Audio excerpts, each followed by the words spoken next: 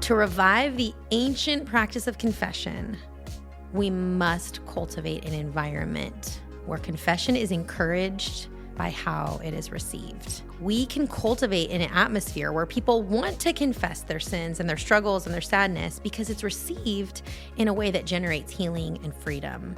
Welcome to Practicing the Practices. This is an experiential podcast where we not only want to help you learn about the way of Jesus, but we want to help you practice the way of Jesus in your everyday life.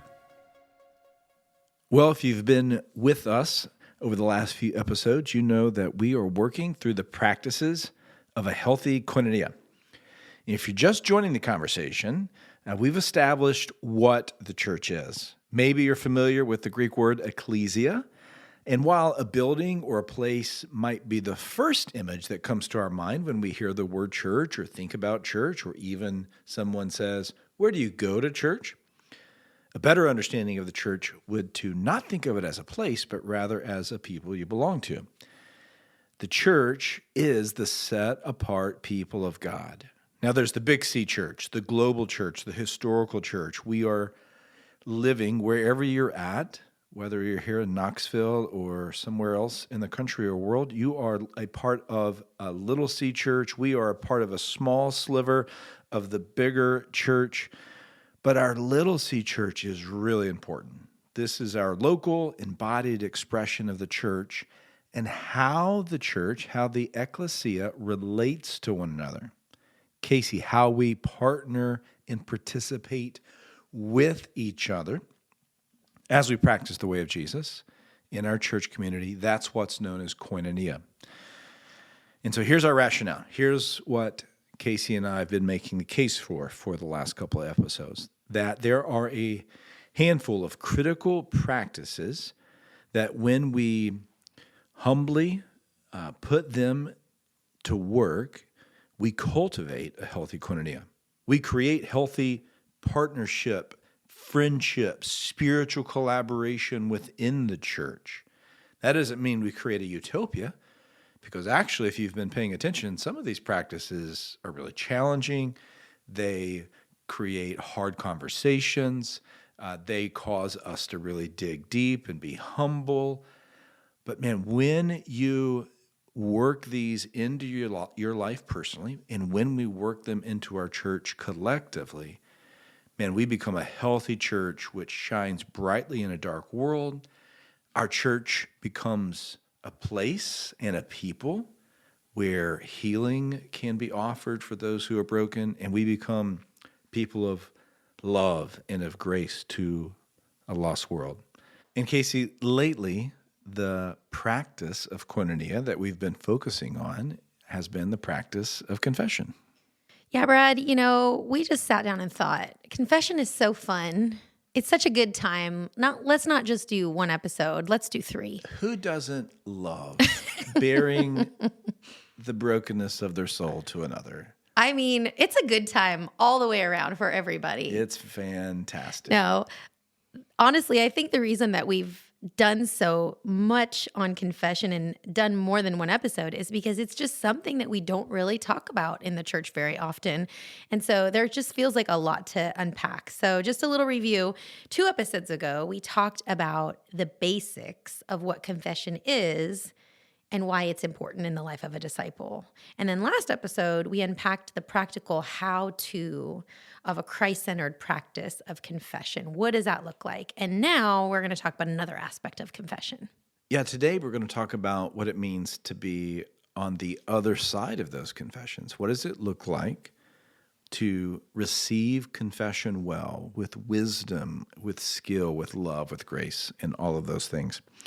I mean, we love a good quote around here, and I brought a few, including one from one of my favorite people in church history, the pastor, spy, theologian, Dietrich Bonhoeffer. And he writes this about confession. And in the context of this is he's talking about the power of confession when we confess our sin to God, the freedom that comes from that. But then he goes on to make a point that there's another step that brings freedom. And he says this, that the last stronghold of self-justification is abandoned that when we confess to our brothers and sisters. The sinner surrenders. He gives up all of his evil. He gives his heart to God, and he finds the forgiveness of all of his sin in the fellowship of Jesus Christ and with his brothers and sisters. The expressed, the acknowledged sin has lost all its power. It has been revealed and judged as sin. It can no longer tear the fellowship asunder. Now the fellowship, and he's referring to the church, brothers and sisters united by the gospel. Now the fellowship, he says, bears the sin of the brother. He is no longer alone with his evil, for he has cast off his sin in confession and handed it over to God. It has been taken away from him. Now he stands in the fellowship of sinners who live by the grace of God in the cross of Jesus Christ. Now he can be a sinner and still enjoy the grace of God. He can confess his sins, and in this act, in the act of confession, find fellowship. I think this is interesting, Casey. Bonhoeffer says, for the first time. Because now he is a Christian in the fellowship of confession with a brother or with a sister, and he'll never be alone again. In other words, once you join the ranks of those who practice confession, you actually discover, oh, there's this great bond, because here we are all collectively sinners in need of God's grace. And Casey, we believe this in our bones. We at least want to believe it. There may be days we don't believe it.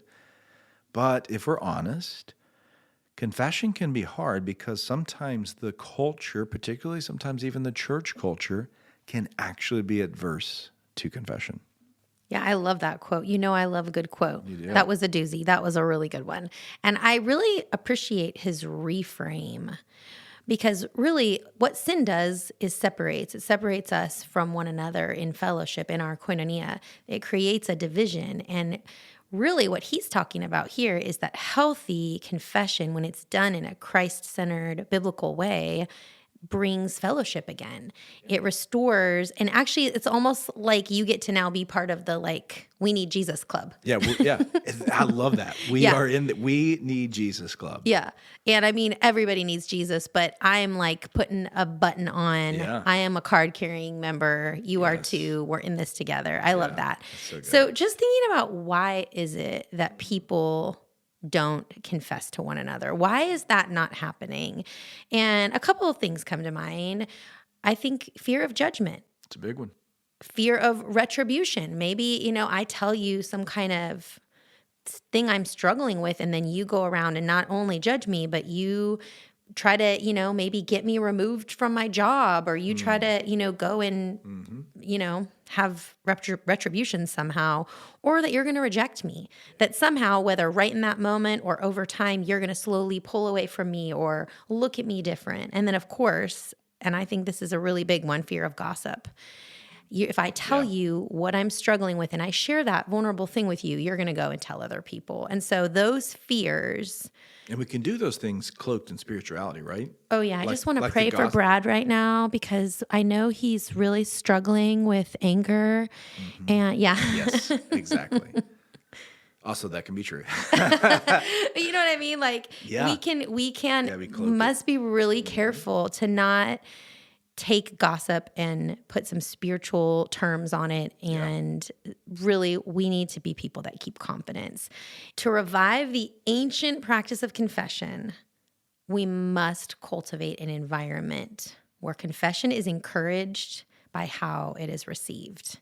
In other words, we can cultivate an atmosphere where people want to confess their sins and their struggles and their sadness, because it's received in a way that generates healing and freedom and fellowship. Absolutely. And so we want to take just a few minutes and talk about the 3 ingredients that are necessary to cultivating that kind of culture, both personally in our own lives, but also collectively within our Jesus-honoring, confessing congregations. So here are the 3 things: holiness, grace, and wisdom. We have to cultivate holiness, grace, and wisdom. So let's start with holiness. Here's what I mean, Casey. Confession is a sacred, holy act, and therefore if someone is unburdening themselves, if somebody is practicing confession and we are receiving it, to receive that is a sacred responsibility. And so, dear brothers and sisters, woe to us if we are flippant, if we are not solemn, and if we disregard the sacred nature of holy confession. Now, how might we do that, Casey? What are some ways that come to mind that we can sometimes, whether intentionally or unintentionally, kind of disregard the sacred nature of confession? Yeah, we just mentioned it, but gossip, not honoring confidentiality, whether it's really blatant or whether it's just kind of subtle.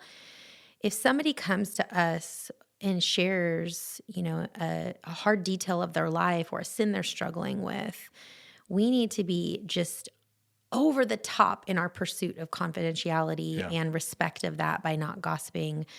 Also, not exploiting someone's confession for our own agenda. What would be an example of that, Brad? Yeah. So you can use knowledge of someone's struggle, downfall, like to your own gain or in some sort of leverage point. Like here's one of the unique weird things about being a pastor. I think I maybe even have shared this on the podcast before, but I was sharing with somebody the other day. Like it is a really odd, strange thing to know some of the worst things about a person's stories. And I know some of the worst things about a lot of people's stories.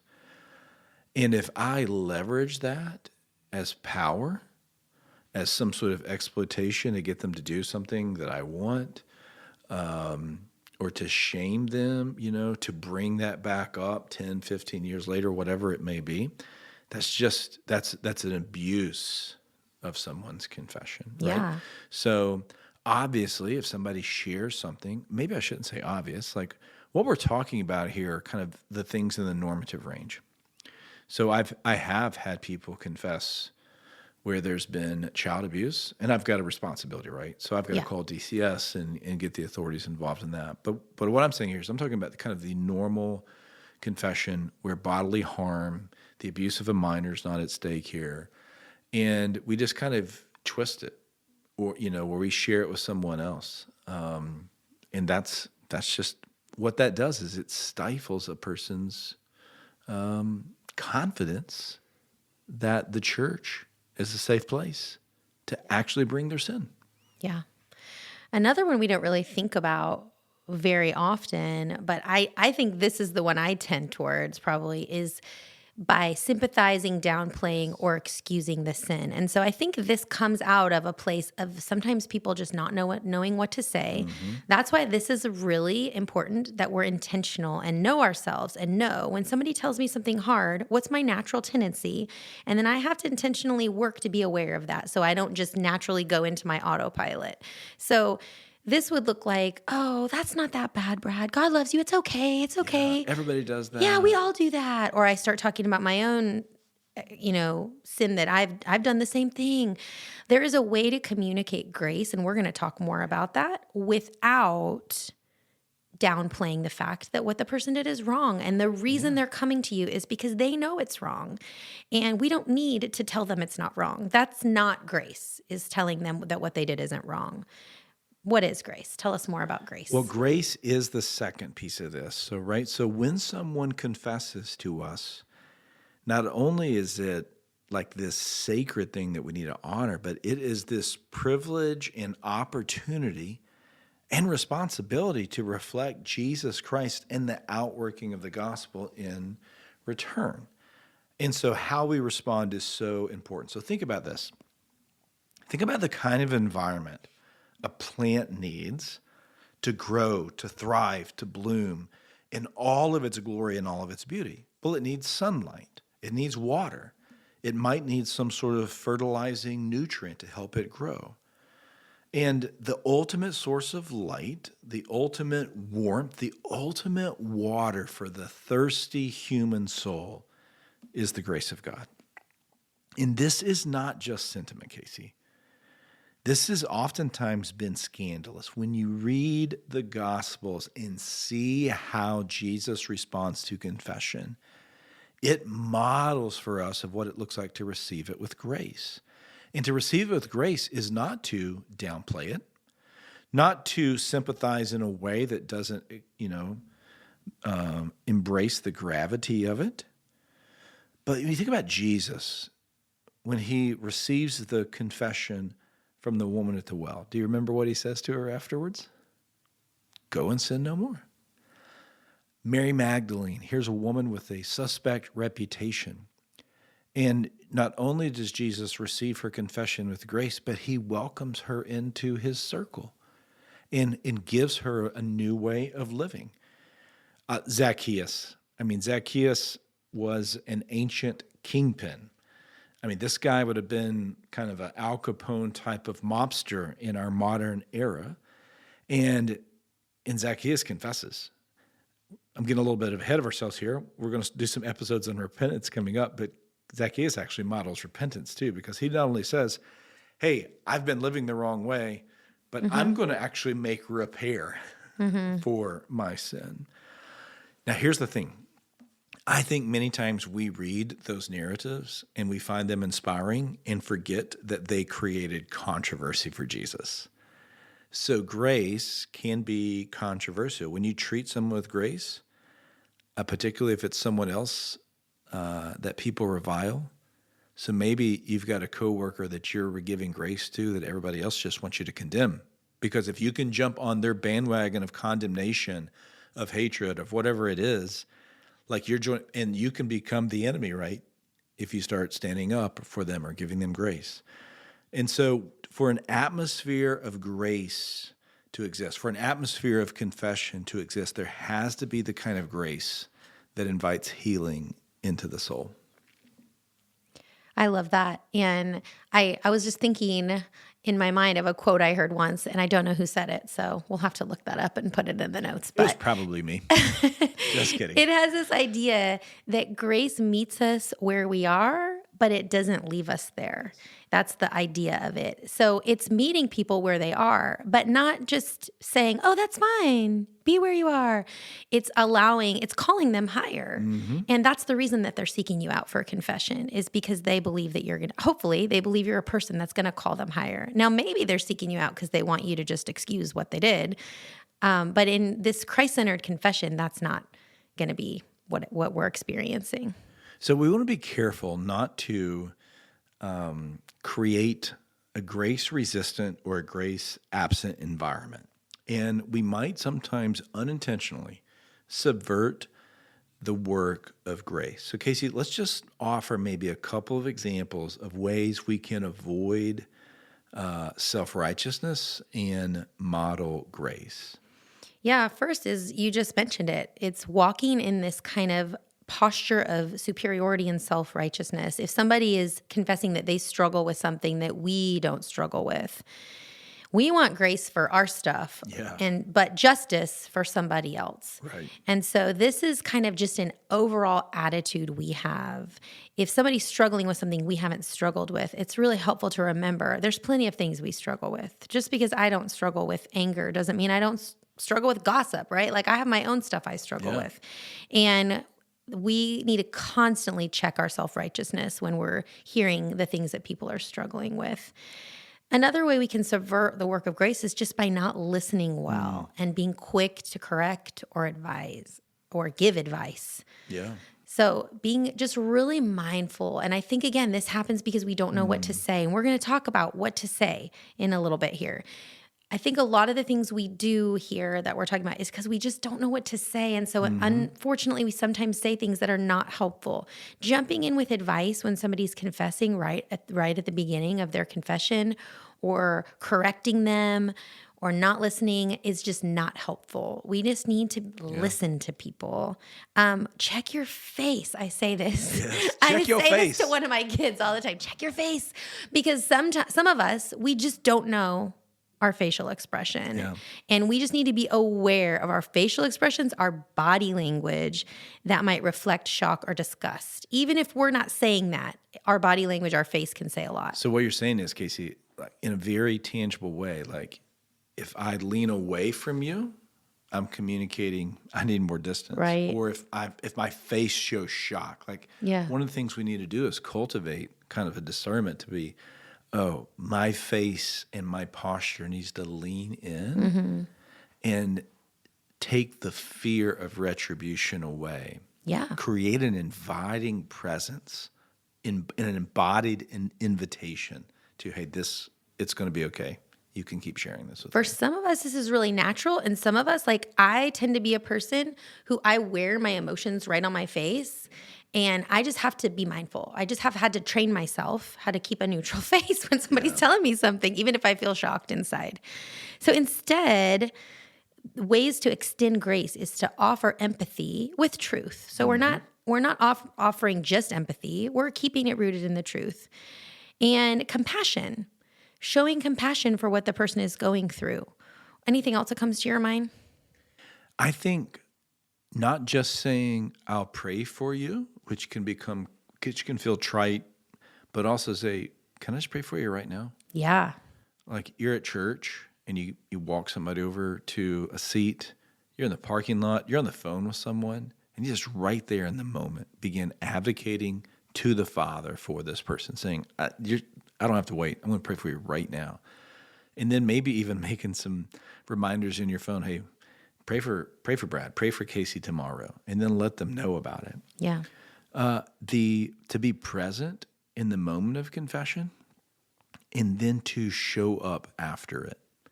So one of the things that I've learned to do is, again, I've been in that kind of pastoral moment where I've heard, really hard things. People maybe have shared a story of a big regret, a moral failing. And in the aftermath, it's like, what's it going to be like then? I make a conscientious effort the next time I see that person to go and initiate contact with them, to hug them, shake their hand, say, hey, it's so good to see you today. I want to take any worry away that they're going to get condemnation from me. No, what they're going to get is compassion. They've just shared the hardest thing. And so I want to be present in that moment, but also present as they are journeying through, because confession usually leads to other reparative steps and other transformative steps in our life with Jesus. Yeah, what I'm hearing you say is that you're being really intentional. This is not a casual thing. Like Brad said this is a sacred thing. And we really need to be intentional about setting ourselves up as the kind of people who people will come to, and then kind of already having in our mind, how am I going to respond when somebody tells me something hard? Exactly. And so we want to close with this third piece, wisdom.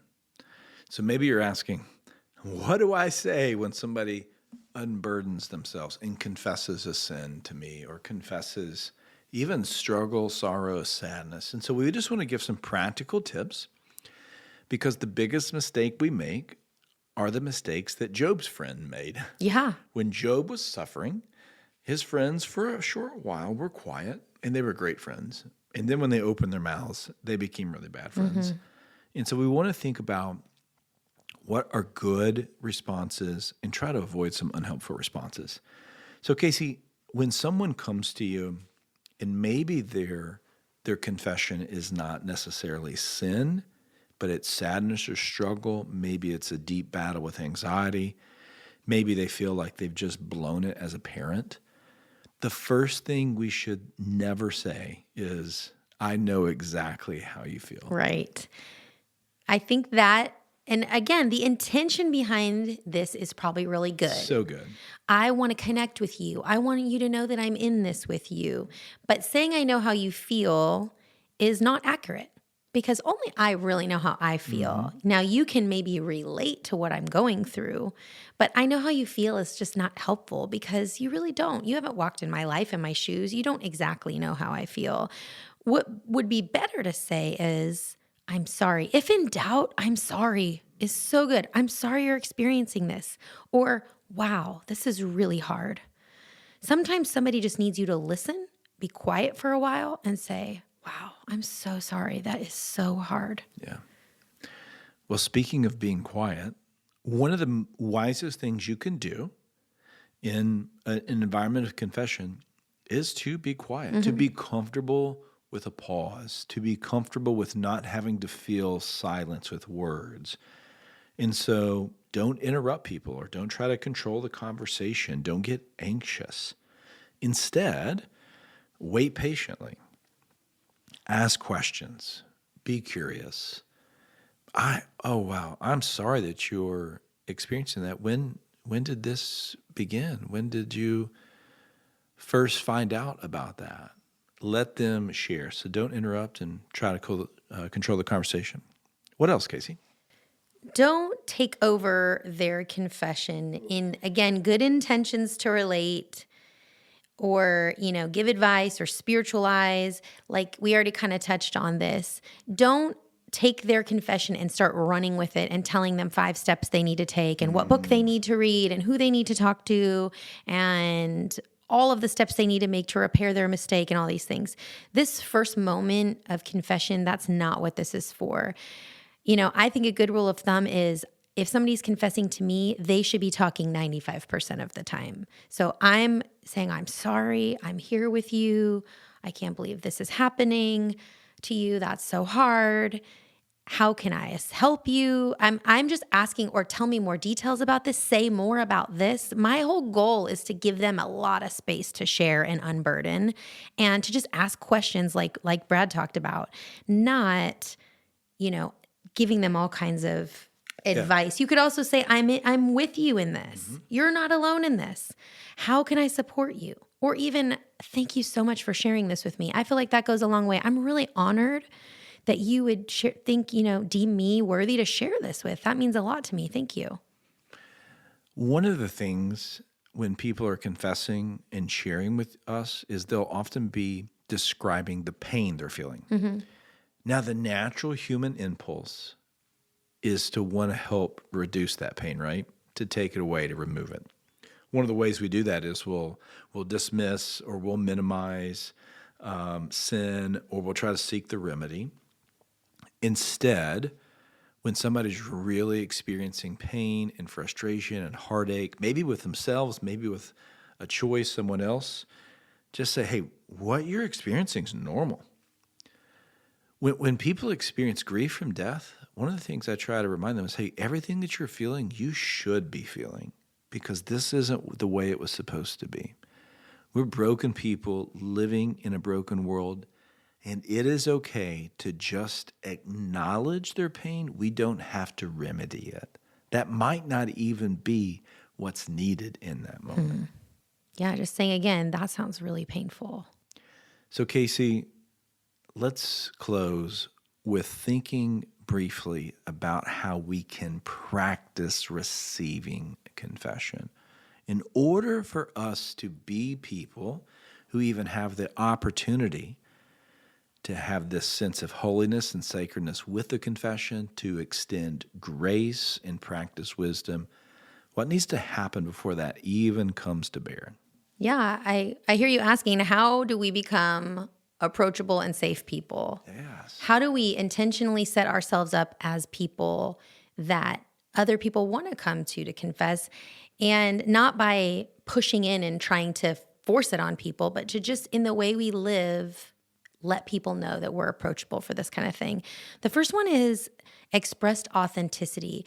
If you're a person that's authentic, if you're practicing confession with other people, you go first, basically. Other people are going to feel safe practicing confession with you. So being a person who's authentic immediately creates safety. If I come to your house and you've got dirty dishes in the sink or laundry around, I know that I can invite you over to my messy house, and it's going to be cool because you made it safe for me. It's the same idea here with confession. I was on a walk with a pastor the other day, and he was describing this tension in his heart. And the tension was as he was evolving in a particular kind of theological or philosophical position, and he was really concerned, like if he makes a shift, and I think the shift he's moving to is really good and healthy, but it's different, it's unique. And his concern was, well, what do I say to my people? What do I say to my church? And his anxiety was, they've known this for 8 years, for 10 years, and now I'm in this process of transformation.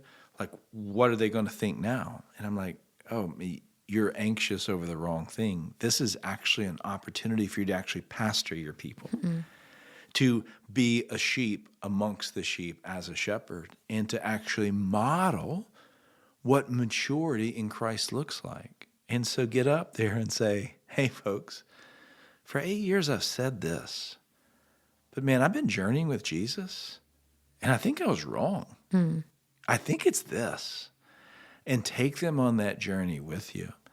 And in doing so, you will create freedom for them to do the same. I don't give very much parenting advice. Matter of fact, almost zero.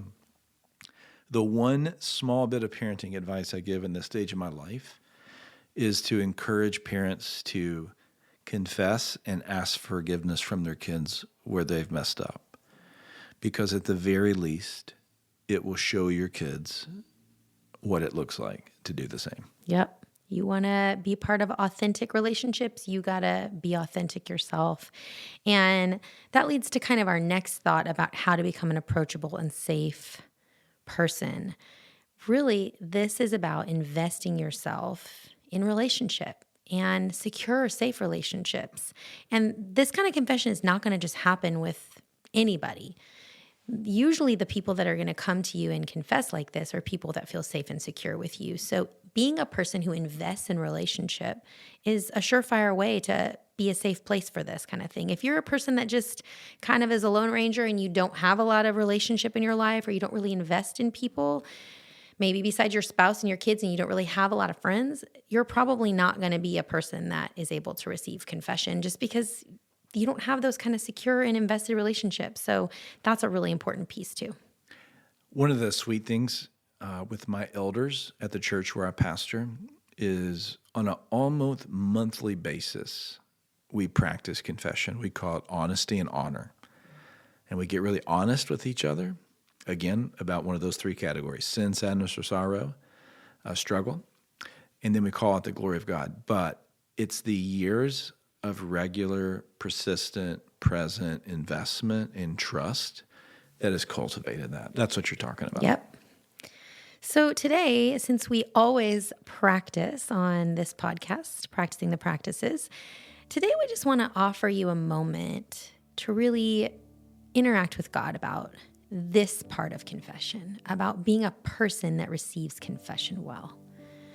And maybe just for a moment, you ask God, is there anything that I've heard today or anything else in my life that is a barrier to people confessing to me? Just take a moment and ask God that. Maybe it's gossip. Maybe it's that you're not approachable in some way or authentic in some way. Just ask God, what might be a barrier that I'm exhibiting that causes people to not want to come and confess to me?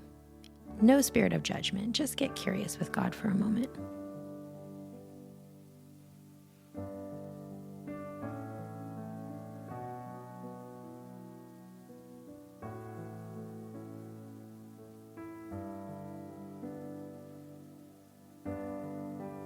And then taking a moment and asking the Spirit, is there somebody in your life that you could invite into a deep relationship where you could practice the honor and honesty that Brad shared about a few moments ago?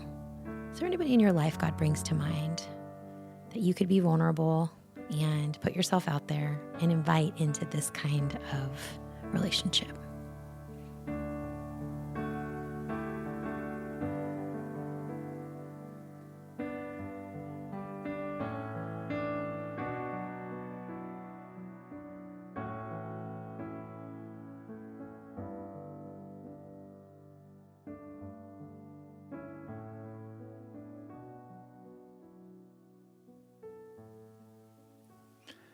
Casey, thanks so much for helping us think through that. And as always, joining me as my podcast partner. I also want to give a shout out to Ethan Crenshaw, who edits these, puts music behind them, and makes them sound better than they did when I used to do them by myself. So Ethan's the best. Thanks, Ethan, for that.